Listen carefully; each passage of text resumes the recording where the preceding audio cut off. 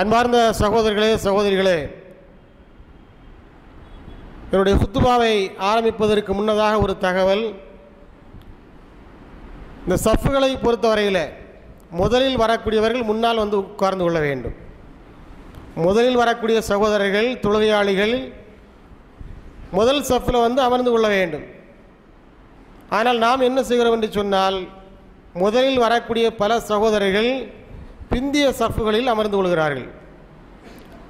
இதனால் அதற்கு அடுத்து வரக்கூடியவர்கள் முன்னாலே வரும்போது சலசலப்பு ஏற்படுகிறது. ஷேர்களாக இருந்தாலும் சரி அல்லது தரையாக இருந்தாலும் சரி நிறைய இடம் கேப்பு காலி கிடக்கிறது. இது சுன்னத்துக்கு மாற்றமானது. ரசூலுல்லாஹ் காட்டி தந்த சுன்னத் என்னவென்று சொன்னால், முதலில் வரக்கூடியவர்கள் முந்திய சஃப்புகளில் இருக்க வேண்டும். அது சேர்களில் உட்கார்ந்து தொழக்கூடிய தொழுகையாளிகளாக இருந்தாலும் சரி அல்லது மற்றவர்களாக இருந்தாலும் சரி, எல்லாருக்கும் பொதுவான விஷயம் இது. இதை உங்களுடைய கவனத்தில் வைத்துக் கொள்ளுங்கள். அன்பார்ந்த சகோதரர்களே சகோதரிகளே, கடந்த வாரத்தில் இஸ்லாத்தினுடைய அடிப்படையாக இருக்கக்கூடிய, இஸ்லாத்தினுடைய தூணாக அஸ்திவாரமாக இருக்கக்கூடிய அகீதா என்று சொல்லப்படக்கூடிய ஈமான் கொள்கை சம்பந்தமாக சில செய்திகளை நாம் தெரிந்து கொண்டோம். அது என்ன செய்தி என்று சொன்னால், நாம் எதையெல்லாம் நம்முடைய நம்பிக்கையாக ஏற்றிருக்கிறோமோ, கொள்கையாக அகீதாவாக ஏற்றிருக்கிறோமோ, அதில் கொஞ்சம் கூட நமக்கு ஐயம் சந்தேகம் வந்துவிடக்கூடாது. அவ்வாறு ஏதேனும் நமக்கு ஐயங்கள் சந்தேகங்கள் வருமானால் அதை நாம் வெளியிடக்கூடாது, அதை பேசக்கூடாது, அதை நடைமுறைக்கு கொண்டு வரக்கூடாது. அப்படிப்பட்ட எண்ணங்கள் வருகிற பொழுது நாம் எதை நம்முடைய அகீதாவாக நம்பிக்கையாக கொண்டிருக்கிறோமோ அதை பற்றிய தப்பான எண்ணங்கள், தவறான அபிப்பிராயங்கள், வஸ்வசா என்று சொல்லப்படக்கூடிய வீணான ஷைத்தானுடைய குழப்பங்கள் நம்முடைய மனதில் தோன்றுகிற பொழுது அல்லாஹ்வை கொண்டு ஷைத்தானிடமிருந்து உடனடியாக பாதுகாவல் தேடிக்கொள்ள வேண்டும் என்று நாம் தெரிந்து கொண்டோம். இப்போது அதனுடைய தொடர்ச்சியாக இந்த வாரம் சில தகவல்களை நாம் தெரிந்து கொள்ள வேண்டியிருக்கிறது. அகீதா என்று வருகிற பொழுது அதில் அல்லாஹ்வுடைய வேதம், அல்லாஹ்வுடைய தூதர், மறுமையினால் போன்ற விஷயங்கள் வருகிறது. இதுதான் நம்பிக்கை தொடர்பான அகீதா தொடர்பான விஷயங்கள். இதை பற்றி நம்முடைய பார்வை எப்படி இருக்க வேண்டும்? அல்லாஹ்வை பற்றி, அல்லாஹ்வுடைய வேதத்தை பற்றி, அல்லாஹ்வுடைய தூதரை பற்றி, இது போன்ற விஷயங்களை பற்றி நம்முடைய பார்வை எப்படி இருக்க வேண்டும் என்று சொன்னால் மிக உயர்வாக இருக்க வேண்டும். இவற்றை நாம் கண்ணியமான பார்வை கொண்டு பார்க்க வேண்டும். இவற்றை அல்லாஹ்வுடைய வேதமாக இருந்தாலும் அல்லாஹ்வுடைய தூதராக இருந்தாலும் இந்த நம்பிக்கை தொடர்பான விஷயங்கள் என்று எதையெல்லாம் நாம் பேசுகிறோமோ, இதையெல்லாம் நாம் அறிந்து வைத்திருக்கிறோமோ, அந்த விஷயங்களை பற்றிய நம்முடைய மதிப்பீடு பார்வை இருக்கிறதே ரொம்ப உயர்ந்ததாக இருக்க வேண்டும், கண்ணியமாக இருக்க வேண்டும். அதை மட்டமாக என்ன செய்யக்கூடாது, நினைக்கக்கூடாது. அல்லாஹ்வாக இருந்தாலும் அல்லாஹ்வுடைய வேதமாக இருந்தாலும் அல்லாஹ்வுடைய தூதராக இருந்தாலும் தூதருடைய வாக்காக இருந்தாலும் இவற்றையெல்லாம் எப்படி பார்க்க வேண்டும்? உயர்வான கண்ணியமான பார்வையை கொண்டு பார்க்க வேண்டும். மட்ட ரகமான ரொம்ப சீப்பான மலிவான பார்வையை கொண்டு இவற்றை என்ன செய்யக்கூடாது, பார்க்கக்கூடாது. ஏனென்றால் இது அல்லாஹ்வுடைய கட்டளை. அல்லாஹ் குர்ஆனில் என்ன சொல்றான்? சூரத்துல் ஹஜ்ல ஒரு வசனத்தில் அல்லாஹ் சொல்கிறான், ذَلِكَ وَمَنْ يُعَظِّمْ شَعَائِرَ اللَّهِ فَإِنَّهَا مِنْ تَقْوَى الْقُلُوبِ. அல்லாஹ்வுடைய சின்னங்களை யார் மதிக்கிறார்களோ, யார் கண்ணியப்படுத்துகிறார்களோ, அவ்வாறு கண்ணியப்படுத்தக்கூடியவர்களுடைய உள்ளத்தில் இறையச்சம் இருக்கிறது என்று அல்லாஹ் என்ன செய்கிறான்? அந்த வசனத்தில் சொல்லி காண்பிக்கிறான். அல்லாஹ்வுடைய சின்னங்களை மதிக்க வேண்டும், கண்ணியப்படுத்த வேண்டும் என்று அல்லாஹ் சொல்லி காண்பிக்கிறான். அல்லாஹ்வுடைய சின்னங்கள் என்று சொன்னால் என்ன அர்த்தம்? அல்லாஹ்வுடைய வேதம், அல்லாஹ்வுடைய சின்னங்களில், அல்லாஹ்வை அடையாளப்படுத்தக்கூடிய சின்னங்களில் முதல் இடத்தில் இருக்கிறது. அடுத்து அல்லாஹ்வுடைய தூதர், அடுத்ததாக அல்லாஹ் நமக்கு வழங்கியிருக்கக்கூடிய சட்ட திட்டங்கள். இந்த மஸ்ஜித் இருக்கிறது, இது கூட அல்லாஹ்வுடைய சின்னம் தான். நாம் தொழுவதற்காக அமர்ந்திருக்கிறோமே மஸ்ஜித், அல்லாஹ்வுடைய இல்லம், பைத்துல்லா, இதுவும் அல்லாஹ்வுடைய சின்னங்களில் ஒன்றுதான். இவ்வாறு அல்லாஹ்வுடைய வேதம், அல்லாஹ் நமக்கு தந்திருக்கக்கூடிய அல்லாஹ்வுடைய சட்டதிட்டங்கள், மேலும் அல்லாஹ் அடையாள சின்னங்களாக எவற்றையெல்லாம் குர்ஆனிலும் ஹதீஸிலும் நமக்கு சொல்லி காண்பிக்கப்பட்டிருக்கிறதோ அவற்றையெல்லாம் எந்த பார்வையை கொண்டு பார்க்க வேண்டும்? கண்ணியமான பார்வையை கொண்டு பார்க்க வேண்டும்.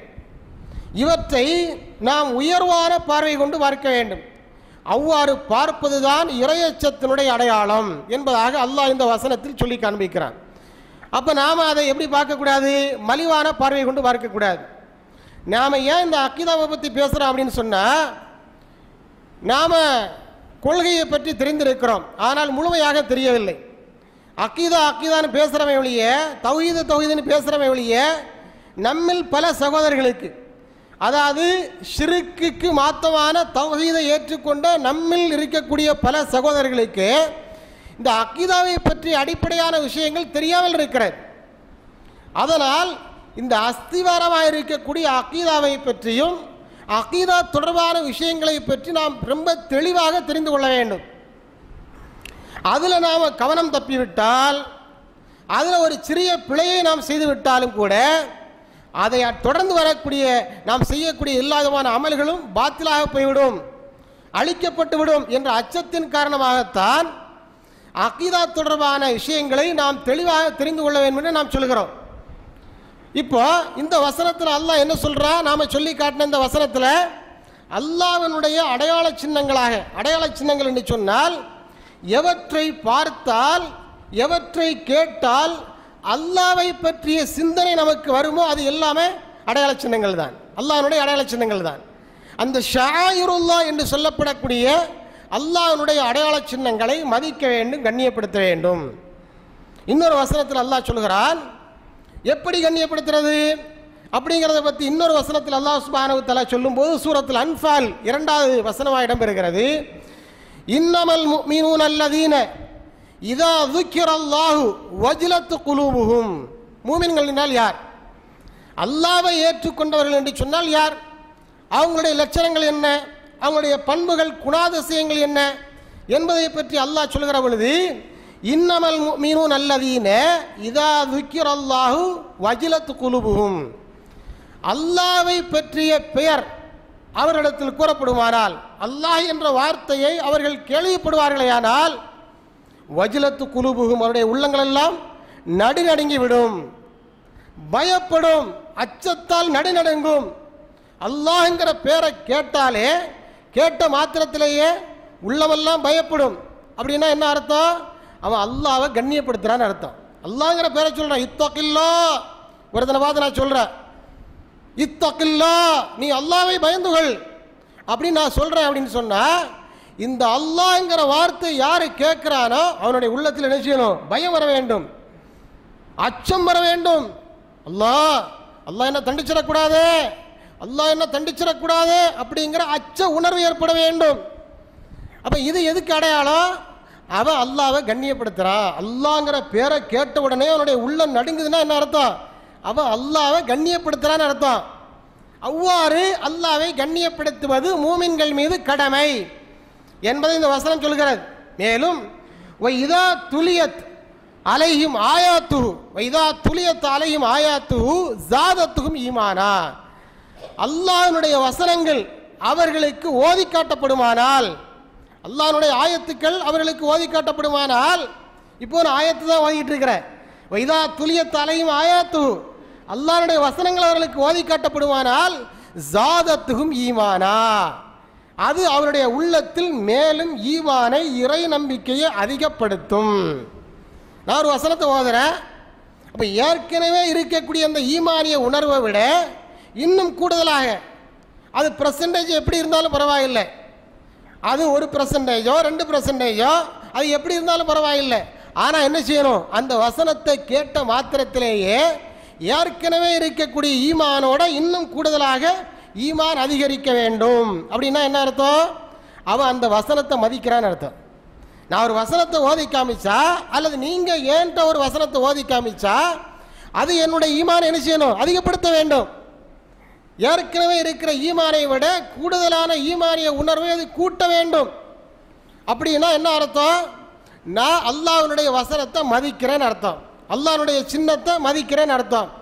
ஆனால் ஏன்ட்ட எந்த விதமான மாற்றம் இல்லை. எத்தனை வசனங்களை ஓதி காமிச்சாலும் எந்த மாற்றம் ஏற்படலை. ஏற்கனவே இருந்த ஈமான் அப்படித்தான் இருந்துகிட்டு இருக்குது. எத்தனை வசனங்களை ஓதி காண்பித்தாலும் அந்த வசனங்களால் உள்ளத்தில் எந்த மாறுதலும் ஏற்படவில்லை என்று சொன்னால் அதுக்கு என்ன அர்த்தம்? அவன் அந்த வசனத்தை என்ன நினச்சிட்டு இருக்கிறான்? அது ஒரு சீப்பாக பார்க்குறான்னு அர்த்தம். அதை மலிவான பார்வையை கொண்டு பார்க்குறான்னு அர்த்தம். உண்டுமா இல்லையா? நம்முடைய வாழ்க்கையில், நம்முடைய அன்றாட வாழ்க்கை இது நடக்குதா இல்லையா?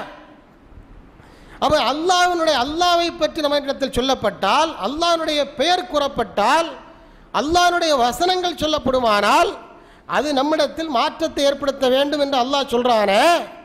இப்படி மாற்றத்தை ஏற்படுத்துமானால் அதுதான் ஒரு மூமினுடைய லட்சணம், ஒரு மூமினுடைய குணம். அப்போ தான் அவன் அல்லாஹ் நம்பி இருக்கிறான், ரசூலை நம்பி இருக்கிறான், வேதத்தை நம்பி இருக்கிறான்னு அர்த்தம். அது எந்த விதமான மாற்றத்தை ஏற்படுத்தலை அப்படின்னு சொன்னா, ஒரு மாத்திரை சாப்பிட்றோம், அது நம்முடைய உடம்புல ஏதோ மாற்றத்தை ஏற்படுத்தணுமா இல்லையா? ஒரு பழத்தை சாப்பிட்றோம், ஒரு உணவை சாப்பிட்றோம், நம்முடைய பசி அடங்கணுமா இல்லையா? அதே மாதிரி ஒரு உணவை சாப்பிட்டால், ஒரு பொருளை சாப்பிட்டால் எவ்வாறு நம்முடைய பசி அடங்குகிறதோ அதனுடைய விளைவு, அதனுடைய எஃபெக்டாக, அந்த மாதிரி ஒரு வசனத்தை நாம் உள்வாங்குகிற பொழுது அது நம்முடைய உள்ளத்தில் மாற்றத்தை ஏற்படுத்த வேண்டும். அல்லாஹ் என்ற பெயரை கேட்கிற பொழுது நம்முடைய உள்ளத்தில் அது பயத்தை, அச்ச உணர்வை ஏற்படுத்த வேண்டும். அப்படி செய்தால் என்ன அர்த்தம்? நாம் அல்லாஹ்வை மதிக்கிறோம், அல்லாஹ்வுடைய வசனத்தை மதிக்கிறோம் அப்படின்னு அர்த்தம். அப்படிதானே? ஆனால் நம்முடைய நிலை எப்படி இருந்து கொண்டிருக்கிறது? அல்லாஹ்வுடைய வசனத்தை சொன்னால் நமக்கு சோர்வாக இருக்கு. அல்லாஹ்வுடைய வசனத்தை சொன்னால் நமக்கு சோர்வு தட்டுகிறது. நமக்கு என்ன செய்யணும்? நமக்கு நல்ல நகைச்சுவையாக என்ன செய்யணும்? பேசிக்கிட்டே இருக்கணும், நகைச்சுவையாக பேசிக்கிட்டே இருக்கணும். அப்படி பேசிக்கிட்டே இருந்தால் என்டர்டெயின்மெண்ட், பொழுதுபோக்கு. ஜும்மானுடைய மேடைகளை நாம் எப்படி பார்க்கிறோம் என்று சொன்னால் அது பொழுதுபோக்கு மேடைகளாக இருக்க வேண்டும் என்று நாம் பார்க்கிறோம். ஏனென்று சொன்னால் பொழுதுபோக்கு அம்சங்களோடு நமக்கு அவ்வளவு ஈடுபாடு இருக்கிறது. இந்த ஜும்மாவினுடைய அரை மணி நேரத்தை தவிர வேறு எந்த பேச்சை கேட்டாலும், வேறு எந்த நிகழ்ச்சியை பார்த்தாலும் அது பெரும்பாலும் எப்படித்தான் இருக்கிறது? பொழுதுபோக்கு நிகழ்ச்சிகளாகத்தான் இருந்து கொண்டிருக்கிறது. அப்போ இந்த ஜும்மாவினுடைய நேரத்தை மக்கள் எப்படி பார்க்குறாங்க? பெரும்பாலான எப்படி எதிர்பார்க்கிறார்கள்? இது பொழுதுபோக்கு நிகழ்ச்சியாக இருக்க வேண்டும், இங்கே வந்தோன்னா கொஞ்சம் ஜாலியாக இருக்கணும், நகைச்சுவையாக இருக்கணும் அப்படி நினைக்கிறாங்க. சில பேர் எதிர்பார்க்கிறார்கள். இது இயல்பானது தான். ஆனால் அந்த எதிர்பார்ப்பு சரியானதா என்பதை நாம் என்ன செய்யணும்? சீர்தூக்கி பார்க்க கடமைப்பட்டிருக்கிறோம். சரி, இப்போ நாம் விஷயத்துக்கு வருவோம். அப்போ அல்லாஹ்வுடைய வசனத்தை நாம் கேள்விப்படுகிற பொழுது, அது நம்முடைய செவியில் விழுகிற பொழுது நம்முடைய உள்ளத்தில் என்ன செய்யணும்?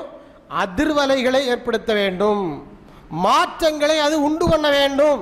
அப்படின்னா என்ன அர்த்தம்? இவன் அல்லாஹ்வை மதிக்கிறான்னு அர்த்தம். இந்த மாதிரி ஏற்படுத்தல, இந்த மாதிரி உள்ளத்தில் மாற்றத்தை ஏற்படுத்தல என்பதோடு மட்டுமல்ல, அந்த வசனத்தை சீப்பாக பார்க்குறான். அல்லாஹ்வுடைய வசனத்தை அல்ல, அல்லாஹ்வுடைய ரசூலுடைய வாக்கு இருக்குதா இல்லையா? அல்லாஹ்வுடைய வாக்கையோ அல்லாஹ்வுடைய தூதருடைய வாக்கையோ நாம் சொல்லும்போது அதை எப்படி பார்க்குறான் அப்படின்னு ரொம்ப சீப்பாக, ரொம்ப மலிவாக பார்க்குறான். அப்படி பார்த்தால் அவனுடைய நிலைமை என்ன? அவனுடைய நிலைமை என்ன? உள்ளத்தில் மாற்றத்தை ஏற்படுத்தலையாங்கிறது ரெண்டாவது விஷயம். ஆனால் ஒருத்தர் அல்லாஹ்வுடைய வசனத்தை கேட்குறான், அவனுடைய காதில் விழுது, அல்ல ரசூலுடைய வாக்கு அவனுடைய காதில் விழுது. அப்படி விழுகிற பொழுது அவன் எப்படி பார்க்குறான்? அதை ரொம்ப சீப்பாக பார்க்குறான். நல்லா கவனிக்கணும், ரொம்ப மட்டமாக பார்க்குறான். அப்படி மட்டமாக பார்த்து என்ன செய்கிறான்னு சொன்னால் அவன் பேசுகிறான், அந்த வசனத்தை பற்றி விமர்சிக்கிறான், அல்லாஹ்வுடைய வசனத்தை பற்றி விமர்சிக்கிறான், ரசூலுல்லாஹ்வுடைய வாக்கை பற்றி விமர்சிக்கிறான்.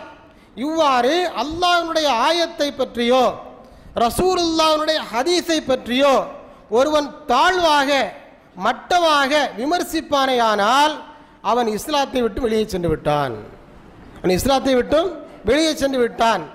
மட்டமாக விமர்சிக்கிறதானே? எப்படி வெளிப்படையாத்தான் விமர்சிக்கிற அப்படிங்கிற அர்த்தமெல்லாம் கிடையாது. ஜாடமாடையாக விமர்சித்தாலே அவன் இஸ்லாத்தை விட்டு வெளியே போயிட்டான். ஜாடமாடையாக வெளிப்படையாக வார்த்தையில் சொல்லி விமர்சிக்கிறது அப்படிங்கிறது ஒரு வகை இருக்கிறது. வார்த்தையில் சொல்கிறது, என்னத்தடா எப்போ பார்த்தாலும் சக்காத்தை கொடு, சதக்காக கொடு, என்ன குரானை ஓது, தொழு அப்படின்னு சொல்லிக்கிட்டே இருக்கிறானோ. இந்த மாதிரி அல்லாஹ்வுடைய வசனத்தை ஓதி காண்பிக்கிற பொழுது அந்த வசனத்தை ஒருவன் ஏளனமாக மட்டமாக பார்த்து பேசுகிறான் என்று சொன்னால், இந்த மாதிரி பேசுகிறான் அப்படின்னு சொன்னால், அல்லது அல்லாஹ்வுடைய சட்டத்திட்டங்களை பற்றி சொல்கிறோம், அல்லாஹ்வுடைய வசனத்தை சொல்கிறோம், அல்லாஹ்வுடைய சட்டத்திட்டங்களை பற்றி சொல்கிறோம், அந்த சட்டத்திட்டங்களை பற்றி ஒருத்தன் விமர்சனம் பண்ணுறான். அந்த சட்டத்திட்டங்களை பற்றி ஒருத்தன் விமர்சனம் பண்ணுறான். இந்த சட்டமெல்லாம் இன்றைக்கி நடைமுறைக்கு ஒத்து வருமா? இந்த சட்டமெல்லாம் நம்ம எந்த காலத்தில் உட்கார்ந்துட்டு இருக்கிறோம்? கம்ப்யூட்டர் காலத்தில் உட்கார்ந்துட்டு இருக்கிறோம், சயின்ஸு வளர்ந்த காலத்தில் உட்கார்ந்துட்டு இருக்கிறோம். இந்த சட்டமெல்லாம் இன்றைக்கி ஒத்து வருமா? இதையெல்லாம் இன்றைக்கி நடைமுறைப்படுத்த முடியுமா? வட்டியை பற்றி பேசுகிறோம், பிஸ்னஸில் ஹலால் ஹராம் இருக்கிறது, அதை பற்றி பேசுகிறோம், அதை ஒருத்தர் விமர்சனம் பண்ணுறான். இதெல்லாம் இன்றைக்கி சரியாகுமா? பிஸ்னஸ்ன்னா பொய் சொல்லி தான் தீரணும்.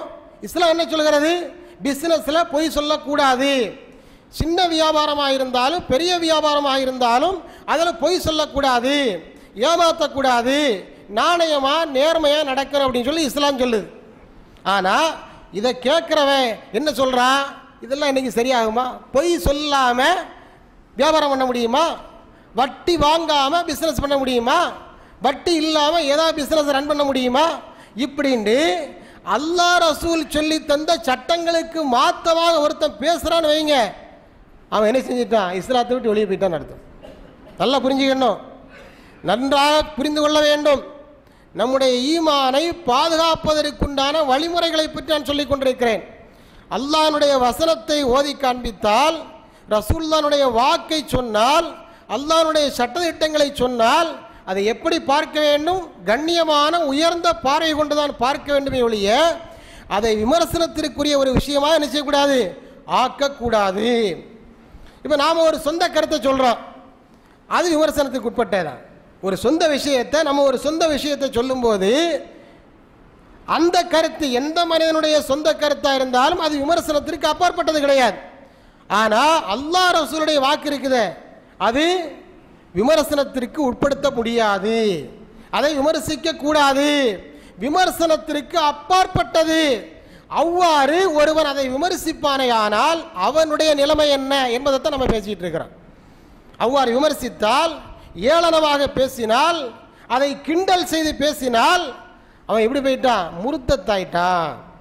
அல்லாஹ் இதை பற்றி குர்ஆனில் நமக்கு என்ன செய்றான்? அறிவுரை சொல்கிறான். நபியுல்லாஹி ஸல்லல்லாஹு அலைஹி வஸல்லம் காலத்தில் சில முனாஃபிக்குகள் இருந்தார்கள். ரசூலுல்லாஹி ஸல்லல்லாஹு அலைஹி வஸல்லம் அவர்கள் ஒரு போருக்கு செல்கிறார்கள். தபூக் என்று சொல்லப்படக்கூடிய ஒரு போருக்கு செல்கிறார்கள். அதில் கூட யாரும் இருக்கிறா? முனாஃபிக்கு இருக்கிறான். சில காரணங்களுக்காக ரசூலுல்லாஹ் அவர்களை கூடவே வைத்திருந்தார்கள். அந்த முனாஃபிக்குகளும் இருந்தார்கள். இந்த முனாஃபிக்குகள் என்ன செய்கிறார்கள் என்று சொன்னால், ரசூலை பற்றி, ரசூலை பின்பற்றி இருக்கக்கூடிய நபித்தோழர்களை பற்றி என்ன செய்கிறாங்க? கிண்டலாக பேசுகிறாங்க. அப்படி இந்த பயணத்தில் போயிட்டு இருக்கும்போது எப்படி பேசுகிறாங்க?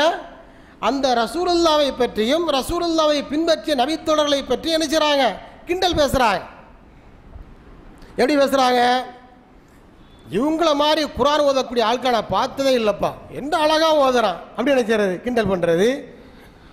நல்லா சாப்பிடுவானோ, நல்லா சாப்பிடுவானோ, ஹதீஸில் வருகிறது. அது மாதிரி கோழைகள் இவர்கள், இவரிடத்தில் வீரமே கிடையாது, கோழைகள், நல்லா போய் பேசுவானோ என்று யாரை பற்றி பேசுகிறாங்க? யாரை பற்றி? ரசூலை பற்றி, ரசூலுக்கு கூட இருக்கக்கூடிய அவர்களை பின்பற்றிய அந்த நபித்தோழர்களை பற்றி கூட இருக்கக்கூடிய அந்த முனாஃபிக்குகள் பேசுகிறார்கள். இந்த பேச்சு ரசூலுல்லாஹ்வுடைய காதுக்கு வருகிறது. அப்போ ரசூலுல்லாஹ்விடத்தில் கேட்கிறார்கள், இந்த மாதிரியெல்லாம் நீங்கள் பேசுனீங்களா? ரசூலை பற்றி, ரசூலை பின்பற்றக்கூடியவர்களை பற்றி இந்த மாதிரி விமர்சனம் பண்ணீங்களா? கிண்டல் பேசுனீங்களா? கேள்வி பேசுனீங்களா? என்ன செய்யறா கேட்கிறார்கள். அப்படி கேட்ட பொழுது அவங்க ரொம்ப கூலாக ஒரு பதிலை சொன்னாங்க. என்ன பதில் தெரியுமா? இன்னமா குன்னா நஹூது வ நல்அப், சும்மா ஜாலிக்காண்டி பேசணும் அப்படின்னு. எப்படி? சும்மா ஒரு ஜாலிக்காக வேண்டி, சும்மா தமாசா பேசிக்கிட்டோம் அவ்வளவுதான் என்று கூலாக ஒரு பதிலை சொன்னார்கள். அல்லாஹ் சுப்ஹானஹு வ தஆலா விடல. அதை பற்றி குர்ஆனில் அல்லாஹ் சொல்லி காமிக்கிறான். சூரத்து தௌபாவில் 9வது அத்தியாயம் 65, 66 இந்த 2 வசனங்களிலும் அவர்களுடைய அந்த செயலை பற்றி அல்லாஹ் சொல்லி காண்பிக்கிறான். வலையின் சால்தகும், நபியே இவர்கள் செய்த இந்த விமர்சனத்தை பற்றி, இந்த கேலி கிண்டலை பற்றி இவர்களிடத்தில் நீர் விசாரணை செய்தால், அதை பற்றி அவரிடத்தில் கேட்டால், இல்லை யக்கூலுன் அவர்கள் என்ன சொல்கிறார்கள்? இன்னமா குன்னா நஹூது வ நல்அப், அவன் சும்மா ஜாலியாக பேசிக்கிட்டு இருந்தான், விளையாட்டுக்காண்டி பேசிக்கிட்டு இருந்தான். இப்போ அல்லாஹ் கேட்குறான், குல் அபில்லாஹி வ ஆயாத்தி வ ரசூலிஹி குந்தும் தஸ்தஹ்சிஊன். ஏன்னா நீ கிண்டல் பேசுகிறதுக்கு அல்லாஹ்வும் அல்லாஹ்வுடைய வசனங்களும் அல்லாஹ்வுடைய ரசூல் தான் கிடைச்சாங்களா? அல்லாஹ் கேட்குறான். குல் அபில்லாஹி வ ஆயாத்தி வ ரசூலி குந்தும் தஸ்தஹ்சியூன். நீ கேலி பேசுறதுக்கு வேற ஒண்ணுமே கிடைக்கலையா? வேற ஒரு ஆளுமை கிடைக்கலையா? நீ கிண்டல் பேசுறதுக்கு அல்லாஹ்வும் அல்லாஹ்வுடைய வசனங்களும் அல்லாஹ்வுடைய ரசூலும் தான் கிடைச்சாங்களா என்று சொல்லிவிட்டு அல்லாஹ் சுப்ஹானஹு வ தஆலா தொடர்ந்து அவர்களை பார்த்து சொல்கிறான், லா தஅ்ததிரு, நீங்கள் எந்த காரணத்தையும் சொல்ல வேண்டிய அவசியம் இல்லை. நீங்கள் எந்த காரணத்தை சொன்னாலும் அந்த காரணத்தை ஏற்றுக்கொள்ளப் போவது கிடையாது. கது கஃபர்தும் பாத ஈமானிக்கும் என்று அல்லாஹ் சுப்ஹானஹு வ தஆலா அவர்களை பார்த்து எச்சரிக்கிறான். கது கஃபர்தும் பாத ஈமானிக்கும், ஈமான் கொண்டதற்கு பிறகு இவ்வாறு இந்த செயலை நீங்கள் செய்துவிட்ட காரணத்தினாலே நீங்கள் எல்லாம் காஃபிராகி விட்டீர்கள் என்று என்ன செய்கிறான் அல்லாஹ் அவர்களை பார்த்து சொல்கிறான். இத்தனைக்கு அவங்க யாரை பற்றி சொன்னாங்க? அவங்க யாரை பற்றி? கோழைகள், என்ன நல்லா சாப்பிடுவாங்க, வயிறு முட்டை நல்லா சாப்பிடுவார்கள், பொய் பேசுவார்கள் என்றெல்லாம் அவர்கள் யாரை பற்றி சொன்னார்கள் என்று சொன்னால் அல்லாஹ்வுடைய தூதரை, அந்த தூதரை பின்பற்றி இருக்கக்கூடிய நபித்தோழர்களை பற்றி சொன்னார்கள். அல்லாஹ்வுடைய வசனத்தை பற்றி கூட ஒன்றும் சொல்லல, இதை பற்றி தான் இப்படி தான் சொன்னார்கள். இப்படி சொன்னதற்கு அல்லாஹ் சுப்ஹானஹு வ தஆலா நினைக்கிறான், இந்த அளவிற்கு கண்டிக்கிறான், அதை குஃபுர் என்று சொல்கிறான். எதை குஃபுர் என்றான்? இந்த மாதிரி அல்லாஹ்வுடைய தூதரையும் அல்லாஹ்வுடைய தூதரை பின்பற்றியவர்களையும் அவருடைய கொள்கைக்காக கிண்டல் செய்தார்களே, அவ்வாறு கிண்டல் செய்தவர்களை பார்த்து அல்லாஹ் என்ன சொல்கிறான்? கது கஃபர்தும் பாத ஈமானிக்கும், நீங்கள் ஈமான் கொண்டதற்கு பிறகு காஃபிராகி விட்டீர்கள். அப்படின்னா ஒருத்த மூமினாக இருக்கிறா, ஒருத்த முஸ்லீமாக இருக்கிறா, அல்லாஹ்வை ஏற்றிருக்கிறா, அல்லாஹ்வுடைய வசனங்களை ஏற்றிருக்கிறா, ரசூலை ஏற்றிருக்கிறா அப்படின்னு சொன்னா அந்த நம்பிக்கைக்கு அடையாளம் என்ன? அதை உயர்ந்த பார்வை கொண்டு பார்க்க வேண்டுமே ஒழிய அதை கேலி பொருள் அணிச்சக்கூட ஆக்கக்கூடாது, அதை விமர்சனத்திற்குரிய ஒரு விஷயமாக ஆக்கக்கூடாது. ரெண்டு விஷயம் புரிஞ்சுக்கணும். கேலி பண்ணுறது அர்த்தம் அதை சீப்பாக பார்க்கறது. அடுத்தது அதை என்ன செய்யக்கூடாது? விமர்சனத்திற்குரியதாக என்ன செய்யக்கூடாது? எடுத்துக்கொள்ளக்கூடாது. இந்த இரண்டுமே தடை செய்யப்பட்டிருக்கிறது. தௌஹீதை பற்றி பேசுகிறோம், ஷிர்க்கை பற்றி பேசுகிறேன், எப்போ பாரு ஒரே தௌஹீது ஷிர்க்கு இதை பற்றி தான் பேச்சு என்று ஒருத்தன் பேசுகிறான்னு வைங்க. தௌஹீதையும் ஷிர்க்கையும் பற்றி பேசுகிற பொழுது ஒருத்தன் இப்படி பேசுகிறான். இப்படி பேசுனா அவன் முஸ்லீமா? அவன் முஸ்லீமான்னு கேட்குறேன். அல்லாஹ்வுடைய வசனங்களை சொல்லி, ரசூலுல்லாஹ்வுடைய வாக்குகளை சொல்லி, ஆதாரங்களை சொல்லி தௌஹீதின் அடிப்படையிலுடைய வாழ்க்கை அமைந்திருக்க வேண்டும், ஷிர்க்கை ஒழிக்க வேண்டும், ஷிர்க்கை எதிர்க்க வேண்டும் என்று பேசுகிற பொழுது அதை ஒருத்தன் விமர்சிக்கிறான். என்னடா ஒரே தௌஹீது ஷிர்க்குன்னு பேசிக்கிட்டே இருக்கிறாங்க, வேற சப்ஜெக்டே கிடைக்கலையா? இந்த மாதிரி ஒருத்தன் பேசுகிறான்னு வைங்க. அப்படின்னா என்ன அர்த்தம்? அவன் இஸ்லாத்தை விட்டும் வெளியே சென்று விட்டான். அல்லாஹ்வுடைய இந்த கூற்றுப்படி அவன் காஃபிராகி விட்டான். ஏனென்று சொன்னால் அல்லாஹ் ரசூல் சொல்லி தந்த விஷயத்தை அவன் எப்படி பார்க்குறான்? அவனுடைய பார்வையில் ரொம்ப சீப்பாக தெரியுது, அவனுடைய பார்வையில் மலிவாக தெரிகிறது. அல்லாஹ் ரசூல் எதை உயர்வான விஷயமாக சொல்லி தந்திருக்கிறார்களோ அதை நாமும் உயர்வான பார்வை கொண்டு பார்க்க வேண்டும். அல்லாஹ் ரசூல் சொல்லி தந்திருக்கிற விஷயத்தை நாம் மலிவாக ரொம்ப சீப்பாக பார்க்கும்போது என்ன ஆயிரும்? அல்லாஹ் ரசூலுடைய அந்த வாக்குகளை நாம் என்ன செய்கிறோம்? மட்டப்படுத்துகிறோம் அப்படின்னு அர்த்தம் ஆயிருதா இல்லையா? அந்த மாதிரி சக்காத்தை பற்றி பேசுகிறோம், சதக்கா பற்றி பேசுகிறோம், எப்போ பாரு ஒரே சக்காத்து சதக்கா பிடுங்கிறதே இவங்க வேலையாக போச்சுப்பா. எப்படி பேசுறது? இப்படி பேசுறது. இப்படி பேசுகிற என்ன அர்த்தம்? அவன் முஸ்லீமா? அவன் இஸ்லாத்தை விட்டு வெளியே போயிட்டான்னு அர்த்தம். இதெல்லாம் நாம் சொந்த இஷ்டத்துக்கு ஃபத்வா கொடுக்கறது இல்லை. குர்ஆனுடைய வசனம், அல்லாஹ்வுடைய வசனம் அப்படி சொல்கிறது. இந்த மாதிரியெல்லாம் என்ன செய்யக்கூடாது? பேசக்கூடாது, விமர்சிக்கக்கூடாது என்று சொல்கிறது. இந்த மாதிரி வார்த்தையில் சொல்கிறது மாத்திரம் இல்லைங்க, ஜாடமாடையாக கூட பேசக்கூடாது. இப்போ ஒருத்தர் ஏன்ட ஒரு வசனத்தை ஓதி காமிக்கிறார், உடனே நான் என்ன செய்கிறது? இப்படி தலையில் கையை வைக்கிறேன். ஒரு வசனத்தை ஒருத்தர் ஏன்ட ஓதி காமிக்கிறான், அந்த வசனம் எனக்கு பிடிக்கல, அதனால நான் என்ன செய்கிறேன்? அதனுடைய அடையாளமாட்டு தலையில் கையை வைக்கிறேன், அல்லது முகத்தை சுளிக்கிறேன். இப்படி நான் முகத்தை சுளிக்கிறேன், இப்படி சொல்கிறேன். இந்த மாதிரி ஜாடமாடையாக பேசினாலே அவன் என்ன செய்யிட்டான்? இஸ்லாத்துட்டு வெளியே போயிட்டான். நல்லா புரிஞ்சுக்கிடுங்க, ரொம்ப உஷாராக இருக்கு, கவனமாக இருக்கணும். ஈமான் பழுதாகிவிடக்கூடாது, ஈமான் அழிந்து விடக்கூடாது என்பதற்காக சொல்ல வருகிறேன். அல்லாஹ்வுடைய வசனத்தை, அல்லாஹ்வுடைய வாக்கை நாம் சொல்கிற பொழுது அதை எப்படி பார்க்க வேண்டும்? கண்ணிலும் தலையிலும் வைத்து ஒத்திக்கொள்ள வேண்டும். அல்லாஹ்வுடைய வசனம், ரசூலுல்லாஹ்வுடைய வாக்கு என்று அதை ஒற்றிக்கொள்ள வேண்டும். அதற்கு மாற்றமாக இந்த மாதிரி நேரடியாகவோ ஜாடமாடையாகவோ என்ன செய்யக்கூடாது? பேசக்கூடாது. கண் ஜாட காட்டுறது. இந்த மாதிரி பேசுறது. நஹமது வனஸ்தஈனுஹு வனஸ்தக்ஃபிருஹு என்று சொன்ன உடனே என்ன செய்யறது? அதை ஒரு மாதிரி பார்க்கறது, அதை ஒரு மாதிரி பார்க்கறது, வித்தியாசமான பார்வையை கொண்டு பார்க்கிறது, சிக்னல் கொடுக்கிறது. இந்த மாதிரி நேரடியாகவோ, நல்லா புரிஞ்சுக்கிடுங்க, நேரடியாகவோ அல்லது மறைமுகமாகவோ அல்லாஹ்வுடைய வசனத்தை, அல்லாஹ்வுடைய ரசூலுடைய வசனத்தை, அல்லாஹ்வுடைய சின்னங்கள், அல்லாஹ் அவனுடைய கண்ணியத்திற்குரிய சின்னங்களாக எதையெல்லாம் சொல்லியிருக்கிறானோ, எதையெல்லாம் அடையாளம் காட்டியிருக்கிறானோ அவற்றை நாம் மலிவான பார்வை கொண்டு பார்ப்போமேயானால், அவற்றை நாம் விமர்சனத்திற்குரிய விஷயமாக எடுத்துக்கொள்வோமேயானால் நம்முடைய ஈமான் பறிபோய்விடும். அல்லாஹ் பாதுகாக்குவேன். அப்படிப்பட்ட நிலையிலிருந்து அல்லாஹ் பாதுகாக்குவேன். இப்படிப்பட்டவர்களோடு நம்முடைய தொடர்புகள் எப்படி இருக்க வேண்டும் என்பதை பற்றியும் அல்லாஹ் சுப்ஹானஹு வ தஆலா குர்ஆன்ல நமக்கு என்ன சொல்லி காமிக்கிறான் பாருங்க. இதுக்குன்னே ஒரு வசனம் இறங்கி இருக்கிறது. சூரத்து நிசால் இடம்பெறக்கூடிய 140வது வசனம். இந்த மாதிரி ஒருத்தர் செயல்படுறாங்க, அல்லாஹ்வுடைய வசனத்தை ஓதுனா அவனுக்கு பிடிக்காது, ரசூலுடைய வாக்கை சொன்னால் அவனுக்கு பிடிக்காது, முகத்தை சுளிக்கிறான், ஏன்னா அவனுக்கு ரொம்ப தர்ம சங்கடமாக இருக்குது, அதை உயர்வான பார்வை கொண்டு பார்க்கல, ரொம்ப மலிவான பார்வையை கொண்டு பார்க்குறான். இந்த மாதிரிப்பட்டவர்களோடு நம்முடைய தொடர்புகள் எப்படி இருக்க வேண்டும் என்பதை பற்றி அல்லாஹ் குர்ஆனில் நான் சொல்லி காட்டின சூரத்து நிசால 140வது வசனத்தில் அல்லாஹ் சொல்லி காமிக்கிறான். வகத நஸ்ஸல அலைக்கும் ஃபில் கிதாபி அன் இதா சமிஅத்தும் ஆயாத்தில்லாஹி யுக்ஃபர் பிஹா வ யஸ்தஹ்ஸு பிஹா ஃபலா தக்உது மஅஹும். அல்லாஹ் குர்ஆன்ல சொல்றான் பாருங்க,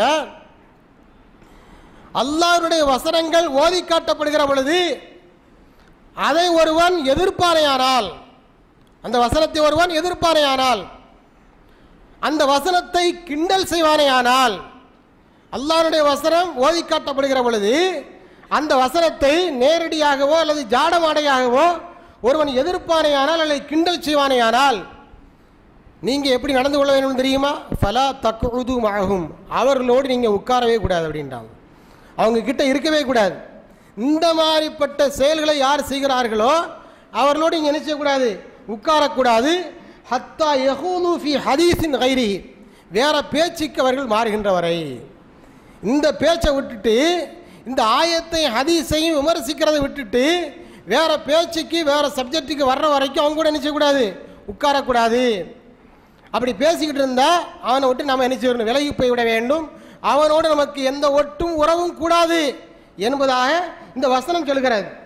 இன்னக்கும் இதம் மிஸ்லகும், அதை மீறி அவர்களோடு நீங்கள் உட்கார்வீர்களே ஆனால், இதை மீறி அவங்களோட நீங்கள் சவகாசம் வைத்துக் கொண்டால், தொடர்பு வைத்துக் கொண்டால், அல்லாஹ்வுடைய வசனத்தை விமர்சிக்கிறான், ஹதீஸை விமர்சிக்கிறான், சஹாபாக்களை விமர்சிக்கிறான், அல்லாஹ்வுடைய ஷாயிர்களை விமர்சிக்கிறான். இப்படி விமர்சிக்கிறவனோட நாம் உறவு வைத்துக் கொண்டால், நாம் தொடர்பு வைத்துக் கொண்டால், தொடர்ந்து உட்கார்ந்து பேசிக்கிட்டு இருந்தா அல்லாஹ் என்ன சொல்ற தெரியுமா? நீங்களும் அவர்களைப் போலத்தான் அப்படின்றான். நீங்களும் அவர்களைப் போலத்தான். இன்னக்கும் இதன் மிஸ்லகும், இந்த மாதிரி ஒருத்தர் விமர்சனம் பண்ணா அவங்க கிட்ட இருந்து உடனடியாக எழுந்து சென்று விட வேண்டும். அதை மீறி நீங்க அவங்க கூட உட்கார்ந்துட்டு இருந்தீங்க அப்படின்னு சொன்னா நீங்களும் அவர்களை போன்றவர்கள் தான் என்பதாக அல்லாஹ் சொல்லி நினைச்சான், எச்சரிக்கை செய்கிறான்.